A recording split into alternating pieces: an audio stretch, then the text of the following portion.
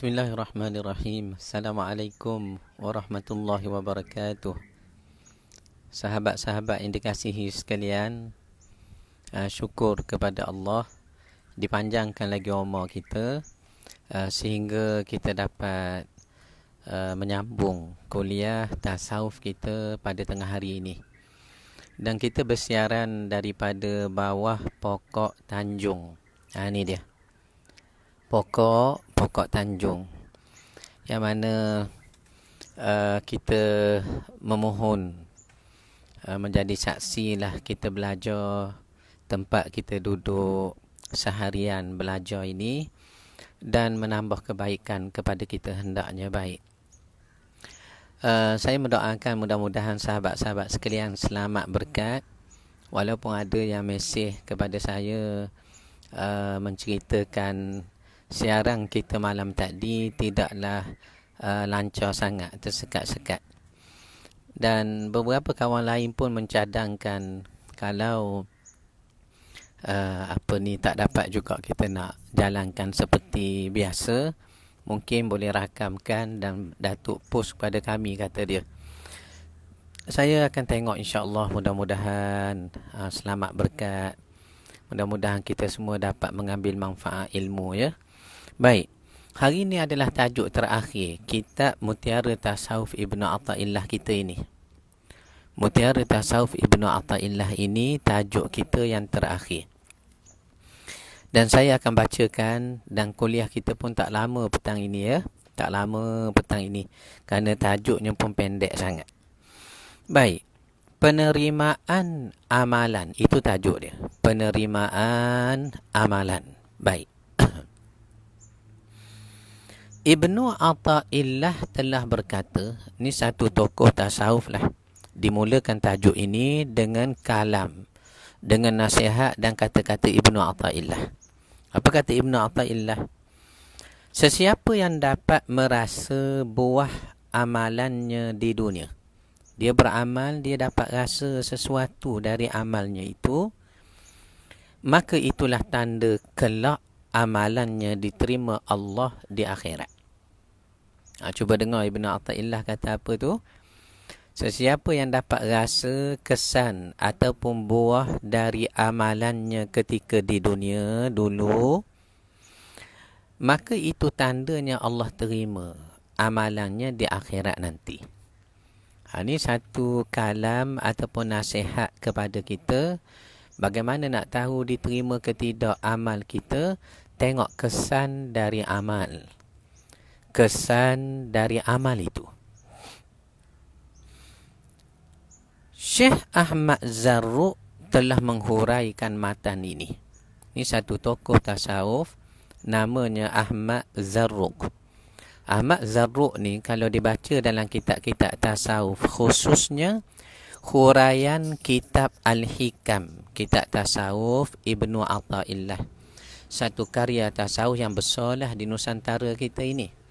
Jadi antara orang yang mensyarahkan, menghuraikan dan terkenal kaitan dalam menghuraikan kitab Al-Hikam Ibnu Athaillah ialah Syekh Ahmad Zarruq yang saya sebut ni.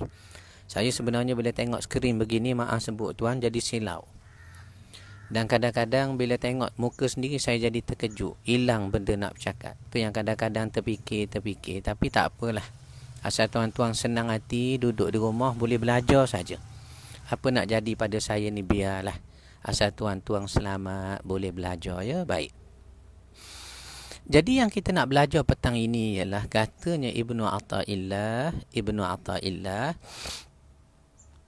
sesiapa yang merasai kesan ataupun buah dari amal ibadatnya yang dia buat atas dunia sekarang ni lah. Kalau dia dapat rasa kesan dari amal itu tandanya Allah terima amalan dia akan datang. Maknanya nak tahu amal kita diterima ataupun tidak, iaitulah tandanya kita merasai sesuatu dari amal itu. Apakah tanda-tanda itu? Ini yang Ahmad Zarruq, Syekh Ahmad Zarruq menghuraikan hikmah Ibnu Athaillah ni. Hikmah Ibnu Athaillah ini. Apa katanya? Hasil atau buah amalan kamu itu ialah apa-apa yang memberi faedah pada agama dan dunia terhadap pelakunya. Maknanya kalaulah ada orang dia beramal, kemudian sejak beramal ni semakin baik dia, ataupun semakin khusyuk dia, ataupun semakin dia mempersiapkan akhiratnya. Ya, dia berkawan orang soleh, dia jadi semakin baik. Dia pergi dengar kuliah, walaupun kuliah tak rasmi macam ni, di bawah pokok Bunga Tanjung ni pun dia terasa sayu, mahu isi masa dia dengan amal yang soleh, contohnya.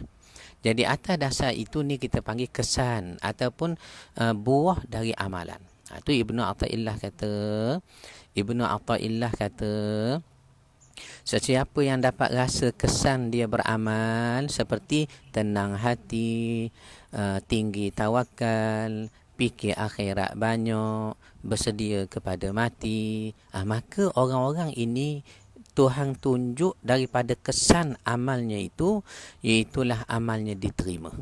Sebab amal kalaulah tak ada membawa apa-apa kesan, terutamanya batin kita kepada Tuhan, tak takut ke Tuhan kah, ataupun beramal dengan kita buat dosa pun seiringkah, ni maknanya amal dia tidak ada kesan.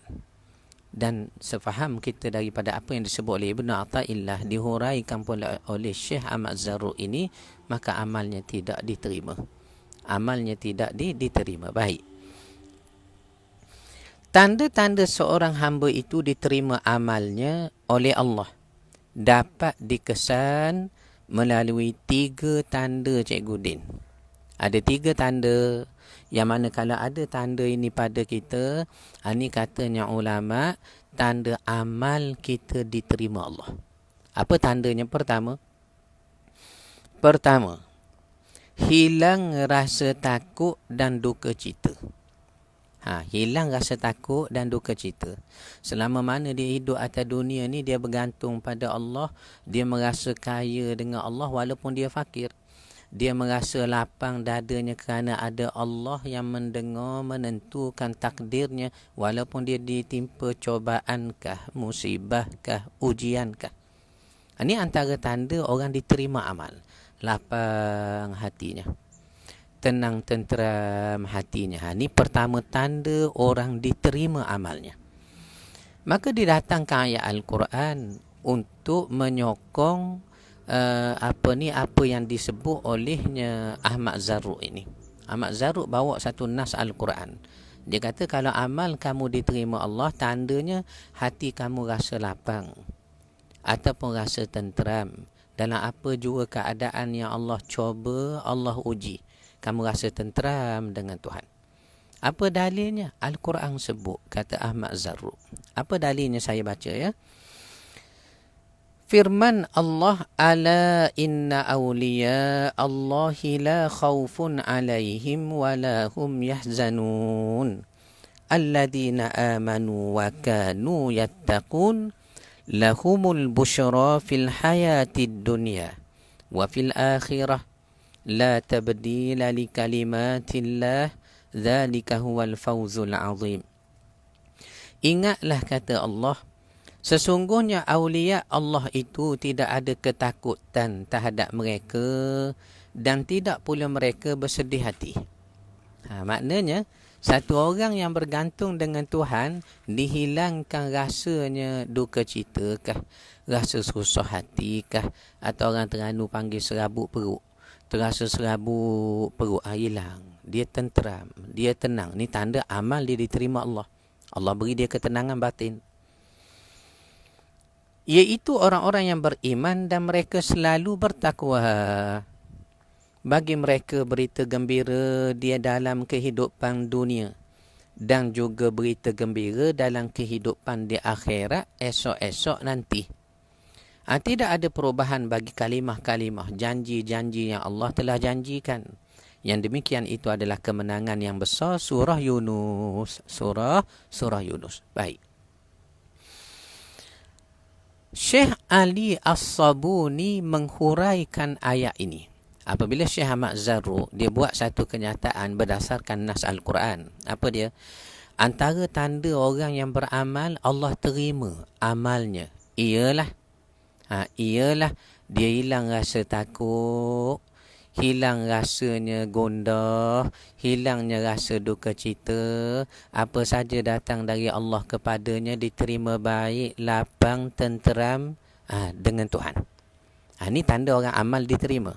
Maka dibawalah dalil tadi daripada Al-Quran yang menunjukkan orang-orang yang Allah terima amal, yakni orang-orang dekat dengan Tuhan ini, tiada rasa duka cita padanya. Ayatnya kita dah baca tadi, surah Yunus itu. Sesungguhnya orang-orang dekat dengan Allah beramal, awliyaullah ni, la khaufun alaihim, tak ada rasa duka cita. Walahum yahzanun, tak pula bersedih hati mereka itu. Selama mana kita hidup atas dunia, cobaan tetap akan datang dan pergi, datang dan pergi, datang dan pergi. Lalu ada orang tanya, kenapa ya Allah Ta'ala buat ni ujian? Jawapan dia, Tuhan, ada pada kita. Iaitulah selama mana kita hidup atas dunia, memang Allah akan uji. Itu jawapan dia, Cikgu Din. Itu jawapan dia, Cikgu Din. Selama mana kita masih ada atas dunia, Allah uji. Suruh semayang, suruh puasa, larang buat benda-benda yang Tuhan tegah. Itu semua sekali ujian. Ujian imannya, ujian takwanya, ujian mata batinnya, apakah nampak Tuhan. Seperti kata Buya Hamka, walaupun mata memandang alam, hatinya nampak Tuhan. Hatinya nampak Tuhan. Mana kita tengok kejadian takdir dalam hidup kita. Dari fasa kehidupan berpindah kepada fasa kehidupan berikutnya. Waktu muda dulu macam mana, kemudian sekarang apa pula jadi.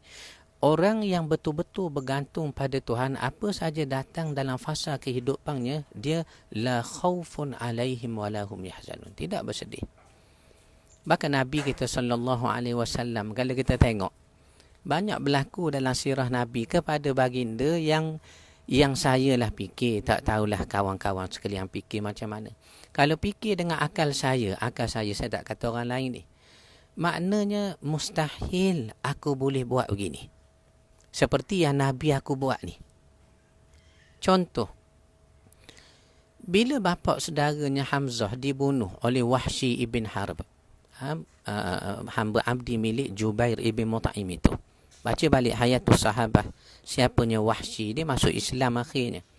Dibunuh Hamzah dalam peperangan Uhud. Baginda menangis. Riwayat kata berdarah dahi Nabi dipukul oleh Abdullah Al-Jumahi. Kita dah sebut dalam sirah kita tiap-tiap malam tu. Abdullah Al-Jumahi pukul dahi Nabi sampai berdarah. Sambil kesak darah, Nabi angkat tangan, Nabi kata, ya Allah, ampunlah mereka tak tahu. Maknanya dari segi logik akal saya tak kata tuan-tuan, ibu bapa sekalian saya, apakah boleh kita buat macam Nabi kita? Zainab, anak Nabi, puteri Nabi yang sulung. Selepasnya Qasim, kemudian Abdullah ataupun Tahir. Anak Nabi yang ketiga siapa? Zainab. Ni puteri sulung. Zainab ni katanya habis-habis saling tak tumpah, bondanya Khadijah. Zainab, dia berkahwin dengan Al-As, Abul As. Siapa? Sepupunya juga. Anak saudara kepada Khadijah. Maknanya bukan orang lain dengan Nabi. Abul As itu ialah menantu lagi anak saudara sebelah isterinya. Walaupun Abul As ni tak masuk Islam awalnya, berperang dengan Nabi di medan Badar. Kita tawan Al-As tu, kita tawan menantu Nabi. Lalu Zainab ni ketika duduk di Mekah nak keluar ke Madinah, dia nak hijrah tu lah. Riwayat kata apa? Satu orang laki-laki Makkah, musyrik. Dia membuat satu perkara, satu benda kepada Zainab yang menyebabkan Zainab terkejut. Apa dibuat tu saya tak tahu tuan. Mungkin ada dicatat dalam sirah, mungkin saya kurang membaca. Dibuat Zainab sampai terkejut, jatuh Zainab atas satu batu, baca dalam sirah. Jatuh atas batu Zainab puteri Nabi SAW yang sedang hamil mengandung. Maka keguguran kandungan Zainab. Siapa yang buat ni kepada Zainab sampai gugur kandungan Zainab? Cucu Nabi SAW, bakal cucu yang akan lahir daripada rahim puterinya Zainab itu. Siapa yang buat? Hubar namanya. Ni kita dah belajar ni, Cikgu Din. Kita dah belajar dah tiap-tiap malam ni. Ya, jangan lupa dah catat dah tiap-tiap malam, nampak bersungguh sambil catat sambil makan, kemudian makan catat sekali, makan catat sekali. Jangan lupa apa yang sudah dicatat itu, Cikgu Din. Siapa? Hubar ini termasuk dalam 9 orang yang Nabi tidak maafkan dalam peristiwa Fatah Makkah dalam bulan puasa itu 8 Hijrah. Kita menawan kota Makkah. Sebelum kita berperang, selepas itu peperangan Hunain. Kemudian bersambung dengan peperangan Taif. Kemudian barulah tahun berikutnya kita berperang Tabuk. Peperangan terakhir Nabi SAW tu. Apa jadi Hubar? Dia membuat satu kejutan kepada Zainab. Jatuh Zainab atas batu, gugur kandungan Zainab. Dan Nabi kata 9 orang yang tidak dimaafkan dalam peristiwa Fatah Makkah. Kalau bertemu, kata Nabi, sekalipun bergantung di kelambu Kaabah, satu riwayat. Riwayat lain kata, sekalipun berlindung di bawah kelambu Kaabah, kamu kena bunuh. Tetapi apa jadi? Nabi ampunkan dia. Akhirnya Hubar ni masuk Islam, tuan-tuan, menjadi Muslim yang baik. Itu saya katakan, apakah subhanallah masih ada orang yang boleh ikut macam Nabi kita, Nabi kita? Seakan-akan saya seorang terfikir, apakah ada orang dibunuh bapa saudara masih memaafkan? Kalau marah pun kerana Allah, kalau tak suka satu benda pun bukan tak suka individu tu, tak suka perbuatannya kerana Allah. Jadi katanya Syekh Ahmad Zarruq ni satu tokoh tasawuf yang menghuraikan matan ataupun hikmah Ibnu Athaillah yang kita baca tadi. Apa dia kata? Orang beramal lah macam kita, Cikgu Din, ya. Semayang dah, puasa. Ada lagi yang hari ni orang-orang puasa ni sama ada puasa ganti kah, ataupun puasa ganti banyaknya dia ganti, tak apalah. Maknanya masih ada orang puasa, ada nak buat amal, nak dekat dengan Tuhan, nak terhapus dosanya, mahu dihapuskan dosanya oleh Allah dengan takarrub, berdekatkan diri amal kepadanya. Betul. Tetapi Ahmad Zarruq kata apa dia? Dia kata, apakah ada orang beramal timbul kesan daripada amalnya itu untuk menentukan diterima ke Allah ke tidak amalnya ini? Antaranya tanda dia apa dia? La khaufun alaihim wa lahum yahzanun. Dia tidak ada rasa takut, tidak ada rasa duka cita di atas apa?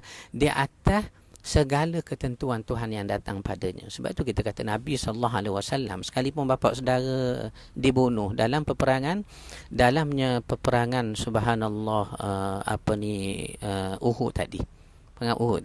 Tapi baginda sudi maaf Wahsy ibn Harb. Panjang kisahnya.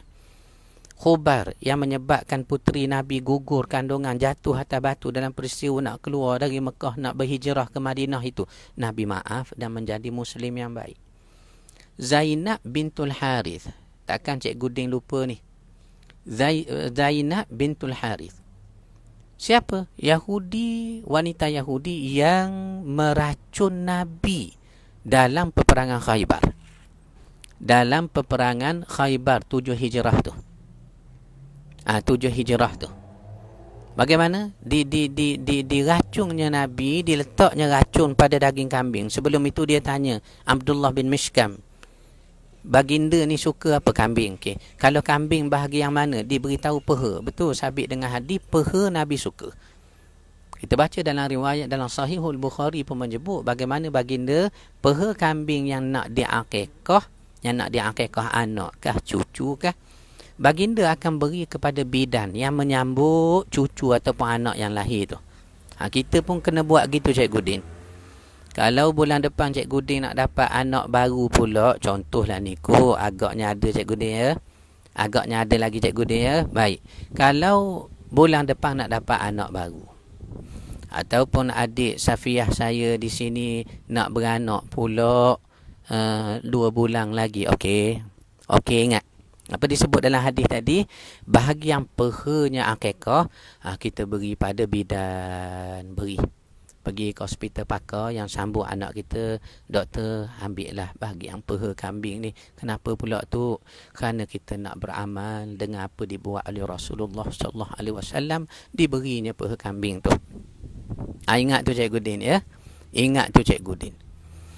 Tetapi bagaimana Nabi SAW ya sanggup memaafkan Zainab yang meracunnya Nabi, sehingga kesan daripada racun yang Nabi makan itu, walaupun riwayat kata tak sempat telan pun, membawa antara punca Nabi ini wafat. Antara punca ini berdasarkan hadis Nabi. Apabila Nabi SAW menyebut kepada Aisyah, mati ni pertama ada sakarat, satu. Kedua, dia kata kesang racun. Baginda kata kesang racun yang aku kunyah pada daging kambing dalam peperangan Khaybar itu seakan-akan nak putus orat tengkukku. Seakan nak putus orat tengkukku. Tapi apa berlaku disebut dalam sirah? Tahun 7 Hijrah peperangan Khaybar. Nabi maafkan. Tengok tu. Nabi maafkan. Siapa? Nabi maafkan Zainab, Nabi maafkan Khubar, Nabi maafkan Wahsy ibn Harb, Nabi maafkan Abu Sufyan walaupun masuk Islam lewat sangat, Nabi maafkan Bani Thaqif walaupun kabilah paling akhir masuk Islam. Itulah tahun 10 Hijrah, tak lain tak bukan Bani Thaqif. Itu pun riwayat kata mereka nak murtad pula selepas itu. Kalau tidak, Uthman bin Abi Al-Thaqafi, yakni satu orang wakil dari kabilah mereka yang Nabi lantik untuk ajar mereka, menasihati mereka, janganlah kamu menjadi orang paling awal murtad dari agama Allah. Bukankah kamu orang paling akhir dah masuk Islam, kamu nak jadi awal pula keluar. Ini Allah rahmati Uthman Abi As-Saqafi dengan berkat doa Nabi SAW pada tahun 10 Hijrah tu. Jadi jangan lupa, kenapa Nabi boleh begitu sabar walaupun sedih, luka, menangis meratapinya kehilangan subhanallah Hamzah, bapa saudaranya yang dibunuh dengan luar biasa. Ini kalau tak lain tak bukan la khaufun alaihim walahum yahzanun. Tidak ada sedih, tidak ada duka cita padanya Nabi. Ini kesan orang beramal diterima Allah, kata Syekh Ahmad Zarruq. Syekh Ahmad Zarruq. Ya. Mai, terima kasih Mai. Kita dah tajuk akhir hari ni Mai, Mutiara Tasawuf Ibnu Athaillah siri kedua, tajuk akhir dah. Dan tak panjang ya, sebab pendek sangat je. Page kita ni. Saya bacakan lagi. Jadi Syekh Ali As-Sabuni kata, ahli tafsir. Saya sempat khidmat ni kepada Syekh Muhammad Ali As-Sabuni, masih hidup lagi, ahli tafsir dunia kita yang mengarang Safwatut Tafasir. Dan sempat juga ulama tafsir dunia ini mentahni anak sulung saya, Muhammad Athaillah. Alhamdulillah Rabbil Alamin. Ini satu nikmat Tuhan beri pada kita. Baik. Kata Syekh Muhammad Ali As-Sabuni, kata dia ayat ni nak beritahu bagi mereka yang beramal diterima amal tadi, tak ada ketakutan, tak ada susah hati dalamnya perut mereka, tak serabut perut, kata orang Terengganu. Ada berita gembira di dunia dan di akhirat, iaitulah malaikat menggembirakan mereka ketika nazak. Kita yang tu takut tu, nazak ni dah terputus kita hubungan ya dengan dunia, dengan orang sekeliling. Walaupun ramai orang keliling kita, kita dah tak peduli dah. Kita dengan Tuhan saja. Seperti kata Ibn Qayyim, Seperti kata Ibn Qayyim, terkadang orang hampir nazak ni, kita tengok ya, meleleh air mata dia. Abang Haslin, meleleh air mata dia. Kerana rasanya menyesalkah? Merasa tak ada peluang dahkah nak minta ampun dengan Tuhan? Di saat itu Allah masih ampun lagi. Bila mari sesalan. Allah Maha Rahmat, ya Allah ya Rahman Rahim. Maha Rahmat. Sehinggalah nyawa ditengkorokkan, dah nak habis nyawa, tak ada dah Tuhan. Waktu tu baru kita nak beriman tak? Tidak ya. Itu ada penafsiran ayat Al-Quran mengatakan orang-orang kafir bila melihat azab, dia kata laukanu muslimun. Kalaulah kami jadi orang muslim atas dunia dulu dak. Kalau kena azab pun tak apalah, tapi akhirnya akan masuk syurga juga. Tetapi sekarang kekal dalam neraka. Khalidina fiha, tu dia. Jadi pertama, kata Syekh Muhammad Ali As-Sabuni, tuan guru kita ini, malaikat menggembirakan mereka ketika nazak dengan keredaan dan rahmat Allah. Manakala di akhirat nanti pula, Allah gembirakan dengan janji-janji syurga dan kemenangan yang besar. Janji-janji syurga dan kemenangan yang besar. Kemenangan yang besar. Baik. Kedua, ya, tanda-tanda diterima amal. Tadi rasa hilang susah hati, tenteram dengan Tuhan, walaupun menerima ujian dan juga cobaan dari Tuhan dalam fasa-fasa takdir kepadanya. Kedua tandanya, seseorang hamba itu juga dizahirkan rahsia khilafah padanya dengan kurniaan-kurniaan seperti dimudahkan segala urusannya. Mudah urusan kita, Cikgu Din, ya. Kita buat benda mudah, orang pun bantu elok. Kemudian kita buat amal ibadat rasa ringan, Tuhan beri mudah. Kita tikam nombor toto pun 4618 kena nombor 1. Agaknya Cikgu Din, ya, ni saya buat contoh, saya sindir ni. Bukan suruh ni, saya sindir, kena faham lah ni.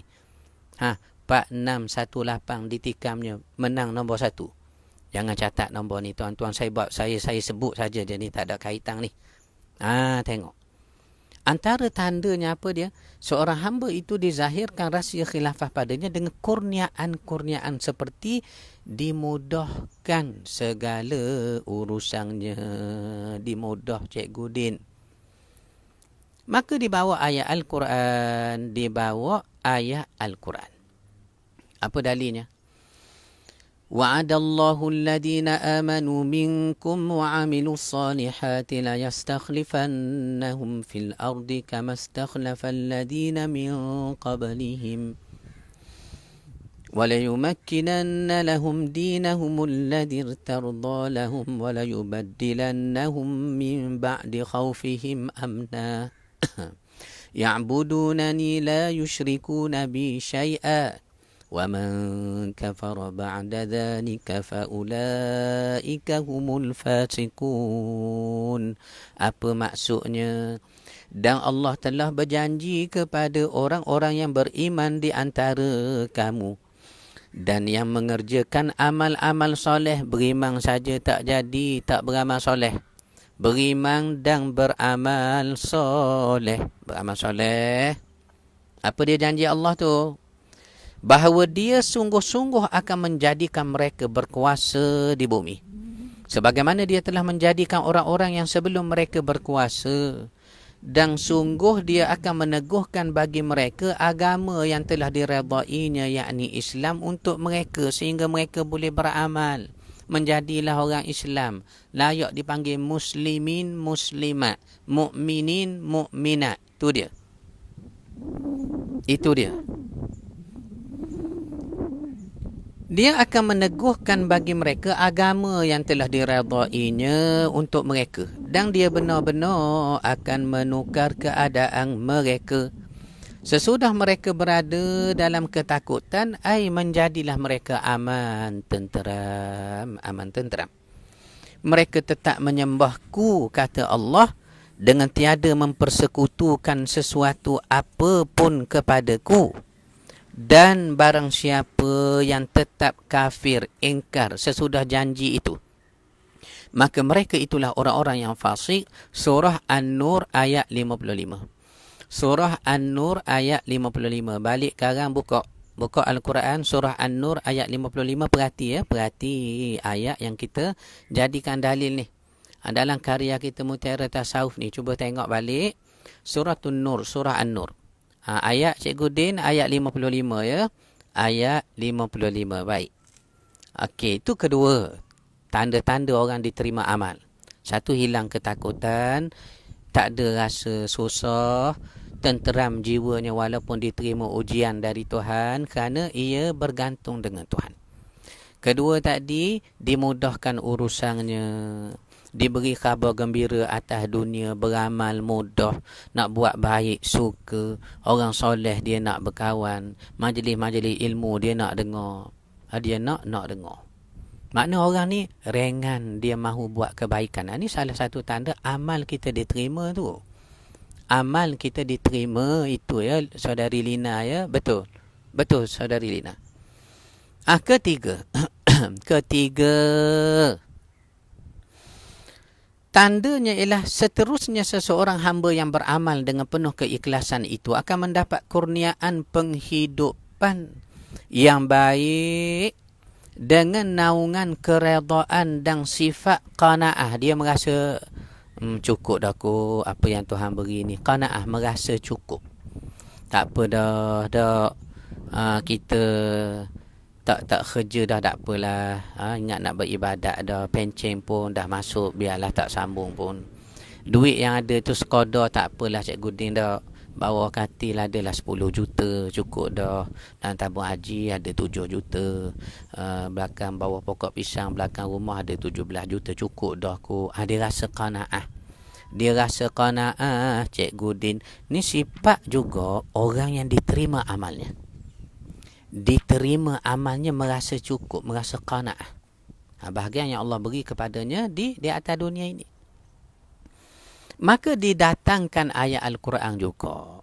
Apa ayatnya? Saya bacakan. Man amila salihan min dhakarin aw untha wa huwa mu'min falanuhyiyannahu hayatan tayyibah walanajziyannahum ajrahum biahsani ma kanu ya'malun. Barang siapa yang mengerjakan amal yang soleh, baik laki-laki ataupun perempuan, baik laki-laki ataupun perempuan, sedang ia beriman. Jangan orang bukan Islam sebelah rumah kita, baik tuan, Hindu kah, Buddha kah, jiran lama. Kita rasa tak larat badan. Isteri pula tak ada di rumah. Cikgu Din kebetulan kursus. Isteri kita kebetulannya kursus di luar kawasan. Kursus ataupun kerja luar kawasan. Kita seorang di rumah, mari sakit malam tu. Mari berdebar, mari berpeluh sekali. Mari jantung tu laju saja. Orang Terengganu panggil kalau jantung laju ni palpitation. Ya, palpitation, betul. Palpitation, ataupun dalam istilah perubatannya dipanggil ni, adik Safiah tahulah kok. Dia doktor perubatan ni. Anxiety disorder. Anxiety, cemas. Cemas Cikgu Din, cemas. Macam tuan-tuan dan kawan-kawan sekalian, bila tengok makanan cemas je nak pergi semua ke dapur, musim-musim macam sekarang ni. Ada makanan jadi cemas. Saya jadi geram pada makanan ni tu, rasa nak gigit-gigit, nak kunyah-kunyah, marah betul saya pada dia. Itu dia ya. Itu dia ya. Kita jadi berdebar, cemas saja. Apa yang dibuat jiran sebelah tahu kita tak sihat, dia bangun Cikgu Din 3 pagi. Undur kereta, papa kita letaklah nak buat pergi klinik, buka bonet kereta, masukkan kita dalam bonet keretanya. Buat pergi ke klinik Suraya section 3 tu. Ataupun pergilah klinik Dr. Siti di Kelang ni, Dr. Siti Safiah ni. Ada kliniknya tuan-tuan, jangan tak pergi ke kliniknya di Kelang. Dah kami ni duduk di Terengganu, pergi Kelang juga. Pergi ke Kelang juga. Apa dia? Dia sanggup bawa tengah malam. Bila dia sanggup bawa tengah malam, maka kita pun kata Allah baiknya dia ni. Ya, perbuatan dia, amal dia baik. Tetapi Allah kata apa dia? Wa huwa mu'minun. Amal soleh sedang ia beriman. Orang-orang kafir ni dibuat kebaikan. Setengah tafsir kata Allah balas juga. Balas diberi kesenangan atas dunia. Sehatkah? Beri hartakah? Diberi sekian kah? Itu dia. Itu dia ya, baik. Wa huwa mu'min, sedangkan dia beriman. Falanuhyiyannahu hayatan tayyibah, maka kami berikan kepadanya kehidupan yang baik. Kehidupan yang baik di sini paling tidak ahli tafsir kata jiwanya tenteram. Jiwanya tenteram, betul. Kalau di Terengganu, klinik Dr. Nur Aiza, baik. InsyaAllah mudah-mudahan kita pergi ke klinik Dr. Nur Aiza kita. Okey, baik.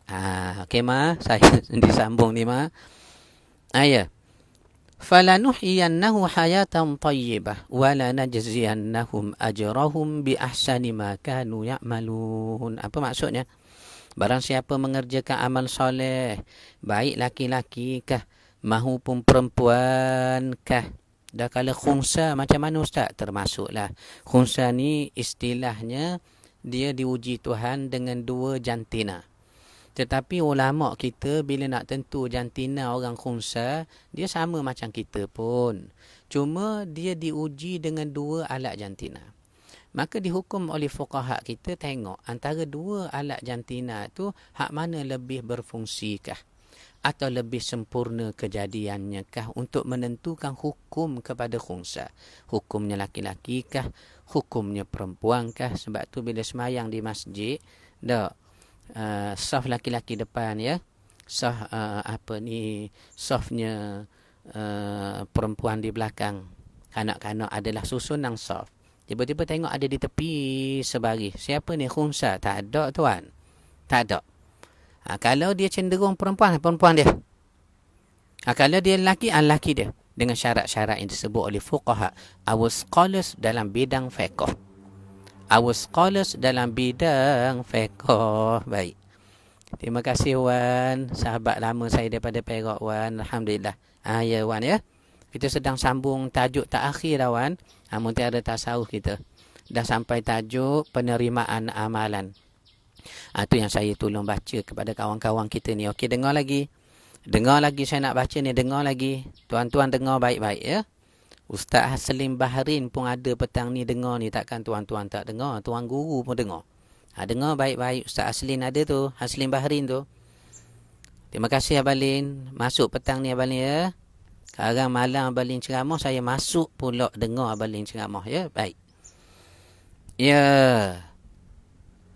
Wala najziyannahum ajrahum bi ahsani ma kanu ya'malun. Kami balas mereka di akhirat dengan pahala yang lebih baik daripada apa yang mereka kerjakan di atas dunia dulu. Barangkali kerja kebaikan kita buat taklah besar sangat Cikgu Din pada pandangan kita. Seperti buang duri dari tengah jalan. Kita kata tak ada lah apa sangat. Ataupun tolong cabut paku di kakinya kucing. Kita kata tak ada apalah. Ataupun apa lagi hak kecil-kecil ni kita anggap kecil. Ya, buang sampah pi jalan. Ya, tengah-tengah pergi lebuh raya, tiba-tiba nampak lori melintang. Kita pun berhenti tepi jalan, kita pikul lori tu letak ke tepi, kita pun jalan pula. Ni antara tanda kebaikan. Ya. Maka kami balas kata Allah di akhirat. Walaupun kecil amal tu yang kamu rasa kecil, tapi besar di sisi kami balas lebih baik lagi ya. Lebih baik lagi. Baik. Baik. Kemudian kita masuklah muka surat akhir kita.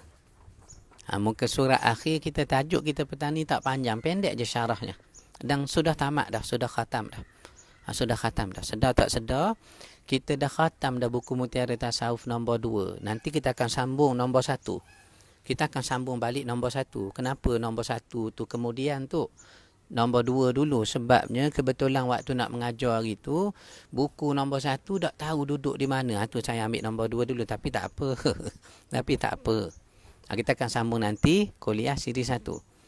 Sedar tak sedar khatam ya kuliah kita ya. Begitulah ibu bapa sekalian. Termasuk malam ini.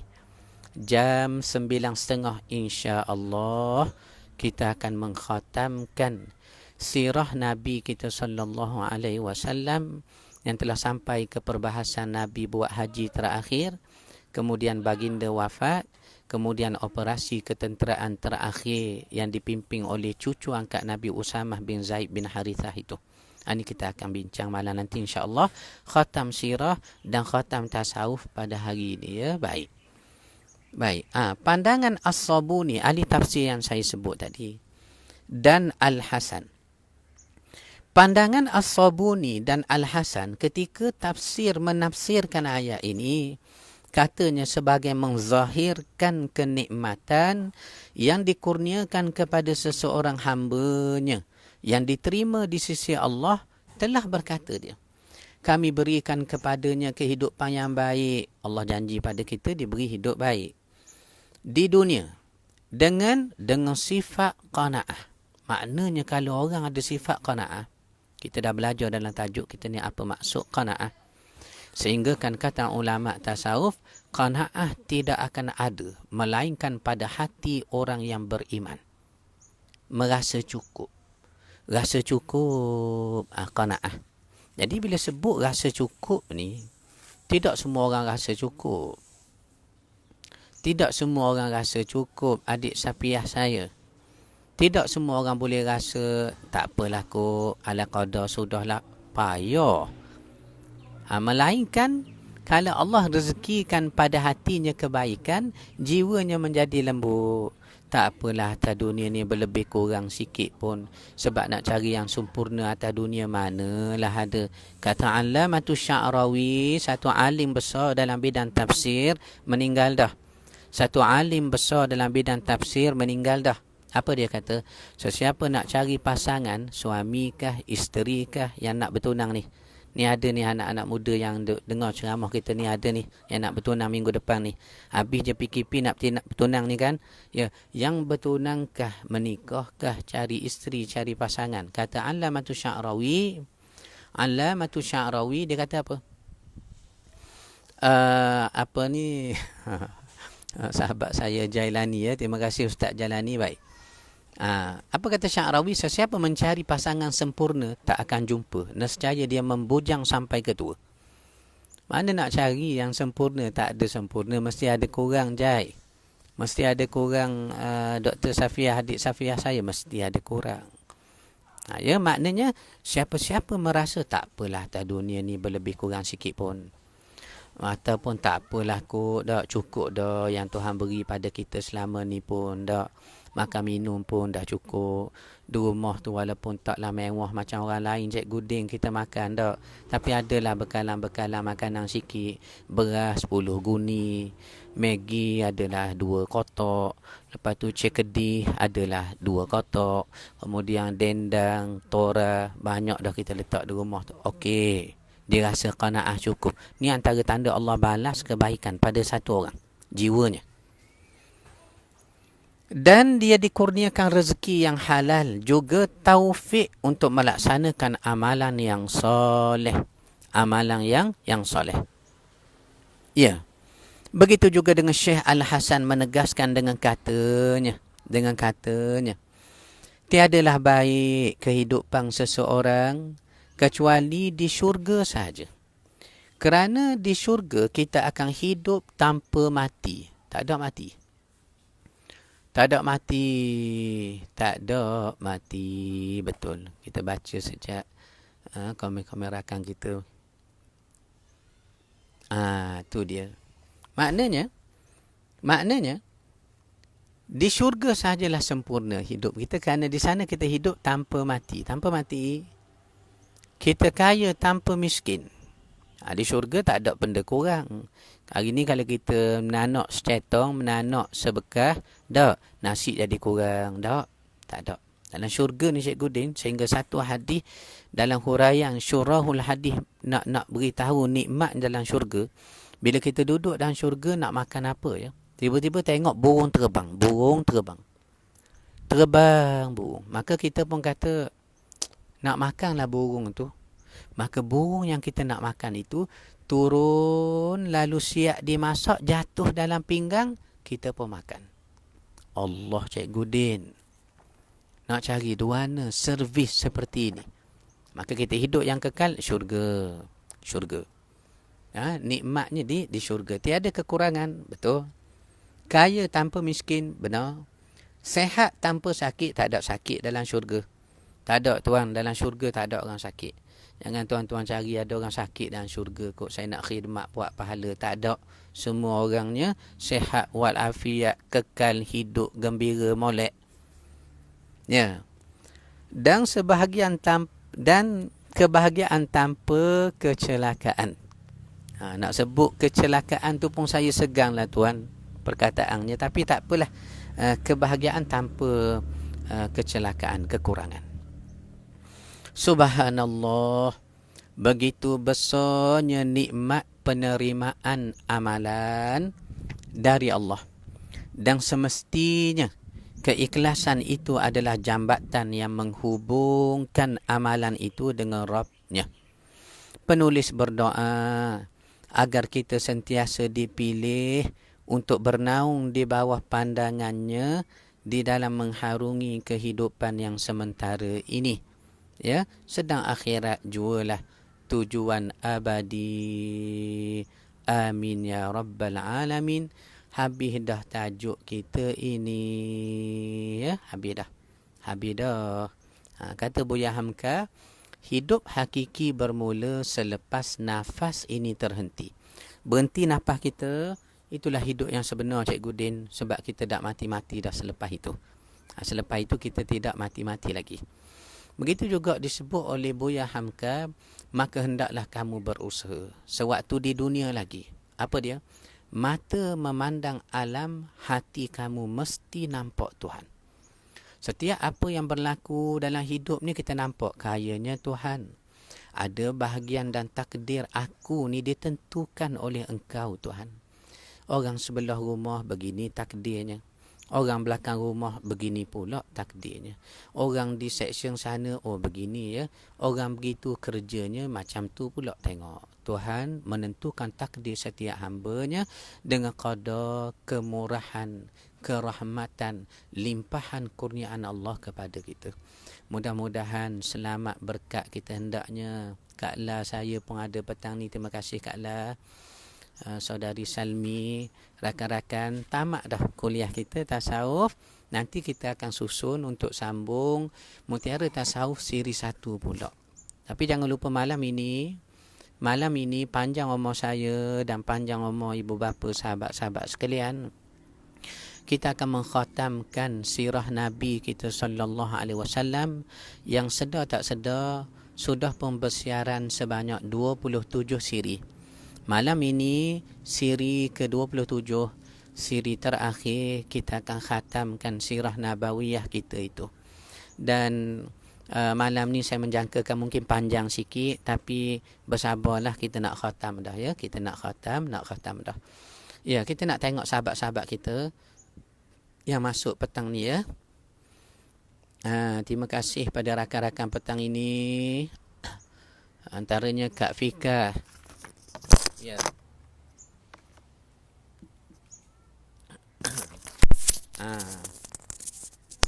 Kak Fika, terima kasih Kak Fika. Lia, Azman Makno, Cikgu Din, Abang Azizi, Kak Ruzi. Begitu juga Azam Muhammad, Syash'ari, Rosimah Harun, Syariha Zaitun, Maziah Syu'id daripada Kota Kemuning, Nik Roslina, terima kasih Nik, Sabrina, Adik Safiah, Rosimah Harun, terima kasih, Moto Ligat, begitu jugalah Siti Arh, Nur Mimi Mangsur, Nur Saadah Long, Ina Azman, Mamat Saifuddin, Abang Ding saya daripada Bank Rakyat, terima kasih, Salmimi, Cikgu Zi Musa, terima kasih Cikgu. Kak Roslah daripada Kuala Berang, terima kasih. Kesalam Abang Sa'ari. Cempaka Putih, terima kasih.